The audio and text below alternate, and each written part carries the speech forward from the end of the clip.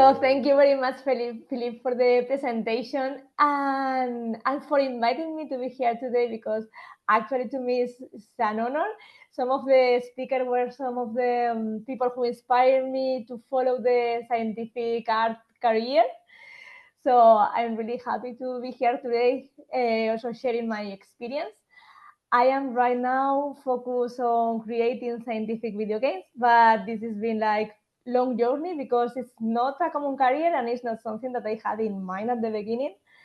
As Philip said, I have a scientific background. I am biotechnologist. I did a PhD in biophysics, and that's because I was thinking about pursuing a career, a scientific career, and at some point maybe leading my own scientific project. But during this journey, something happened, and it was like one of my colleagues, she was creating an illustration for a communication that she needed to do. So she was using Blender. Actually, she was complaining about how horrible the interface was and that she was wasting her time. But what I saw was that she was actually creating a 3D model and adding lights and camera composition. So to me, she was creating a scene of a Pixar movie, but about science. So I was really like fascinated about this idea. And then when I arrived home, I just downloaded the software. I was a bit scared about facing the horrible interface, but the good thing is that there is a big community behind, so you can learn in YouTube like step by step how to do some basic stuff. And I started to create like my own illustration like this one. And by following these tutorials, I started to have like some basic ideas about how to manipulate this type of 3D software. And as at the same time, I was doing my PhD and I had to communicate my science. And sometimes I struggled in making people to understand what I was doing. I started to create my own figures. So everything started with very simple stuff like this one. I know it's not very nice, but it was the beginning. And to me, even if it was very nice, it was really helpful to explain how I was working in my setup.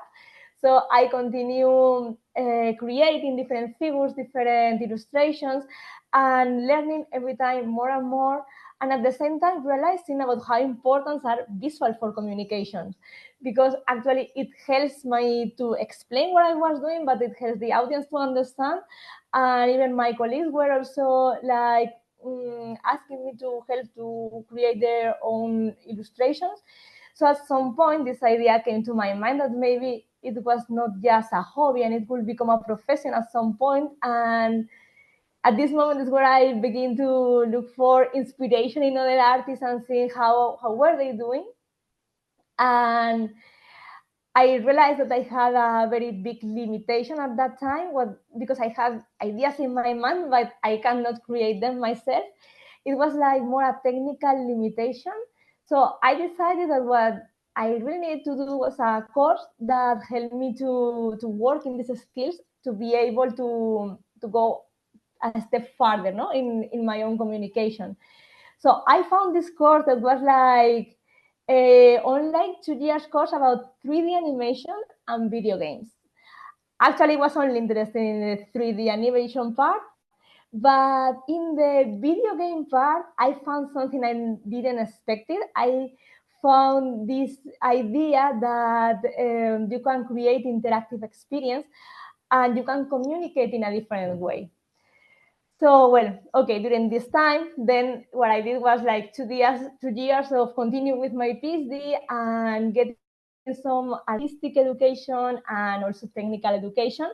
So it was like really a stressful and intense period, but in the end, to me, it worked because I got my PhD, which I really wanted to do because I really wanted to experience this idea of creating my own scientific project.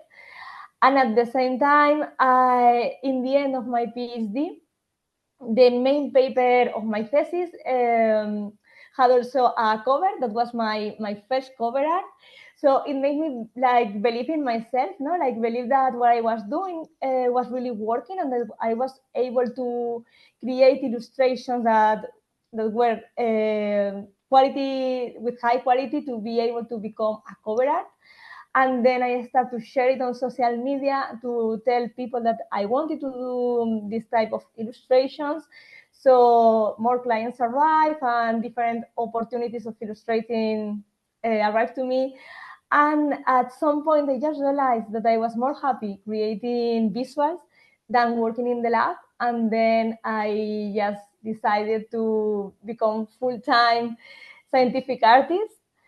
It was like a big step for me, but since then it's been like 5 years that I've been doing like illustrations.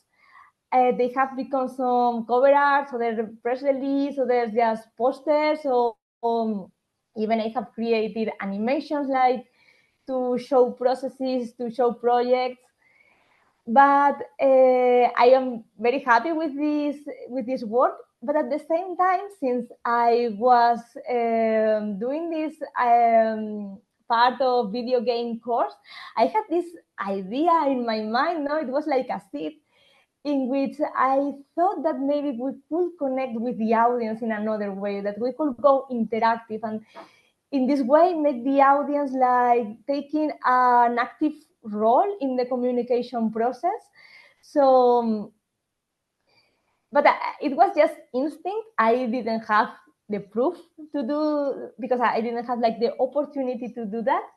But at some point, some researchers from Indiana Nanoscience, that it was also the place where I did my PhD, contact me because they were participating in a real event, which is a race for molecules. They call it the nanocar race.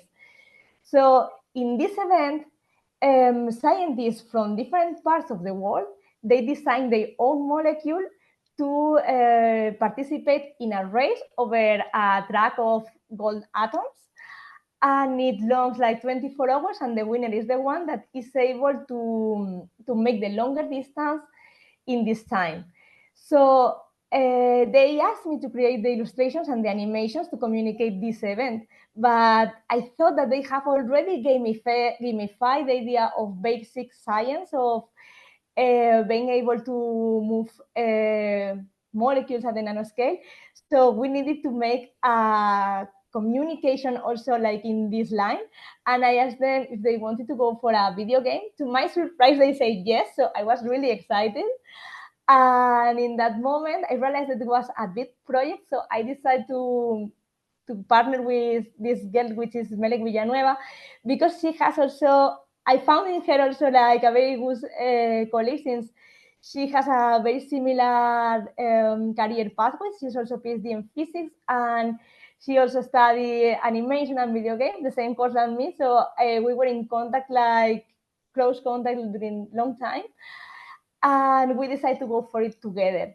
So we did, this is a gameplay of the game.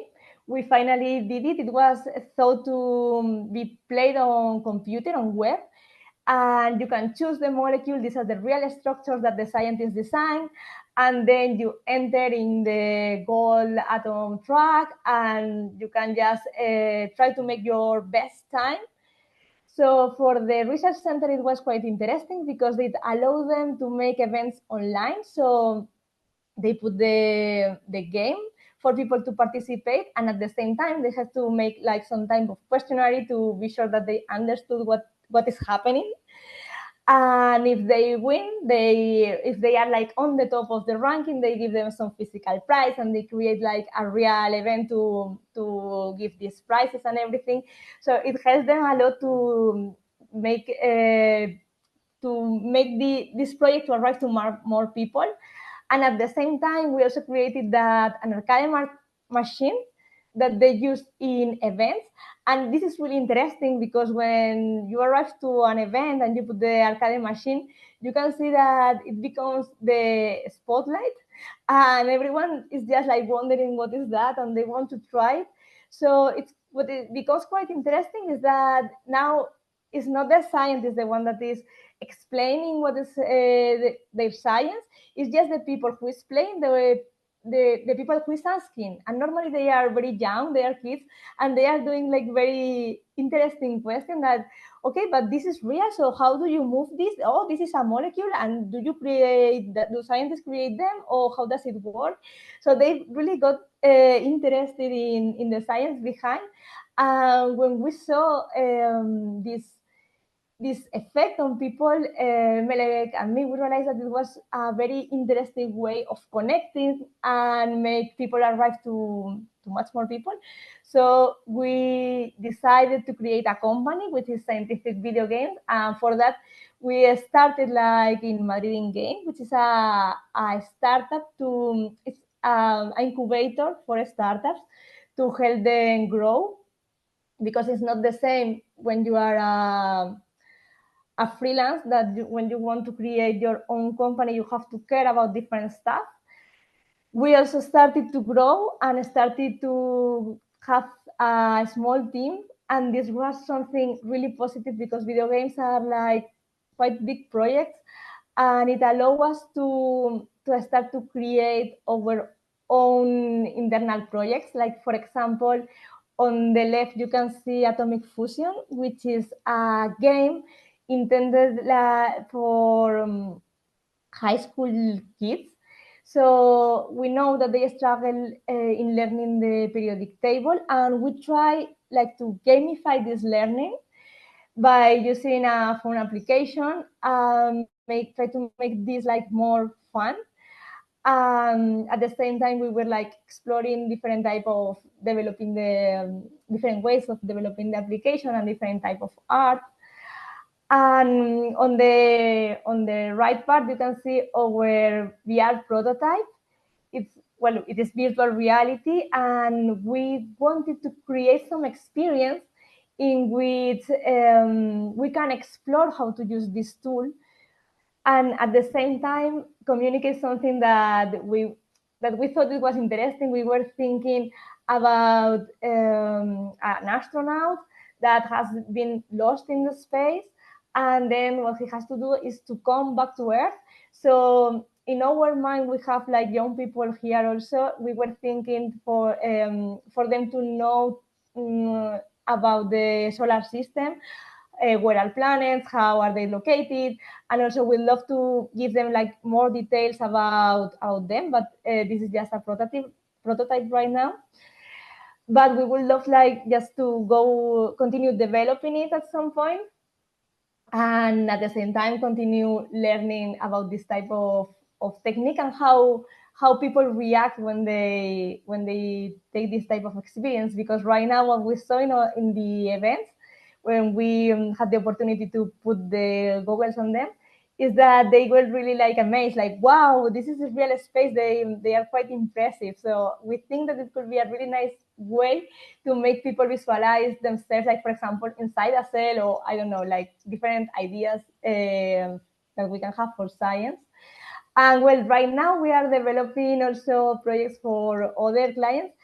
I cannot show illustration for that because we are in a very initial stage and we are developing them. But one of them is a VR experience for the Summer Science Exhibition, which is an event of the Royal Society in London. It is for free. So as we are right now in an online international event, I thought that maybe some of them could be around. So I would love if you just have the opportunity to go. And also we are doing augmented reality experience, but for the phone with other research center, because what they do is that they have an event with different workshops. So we create a mixed experience with augmented reality in which they collect different objects from the different workshops. And in the end of the event, they will give them a prize if they manage to get some of them. And finally, we continue collaborating with Indiana Nanoscience, but now in the design of other type of game, now a physical game, a game board, but we design the art. So we are quite happy seeing that people also has this idea that video games have really a great potential to connect with the audience. And when we realize that when we present this idea, a lot of people like get interested on that. And well, if later you want to tell me your insight, what do you think about this? And I don't know if you have any experience with this type of things. I will really love to hear them. So well, thank you very much for listening this part of the talk. And well, now I think is the moment to Sonita to continue giving her experience. She's a scientific illustrator and also an editor, and she makes this wonderful illustration. So I'm really looking forward to hear about her experience and about how she creates this wonderful art.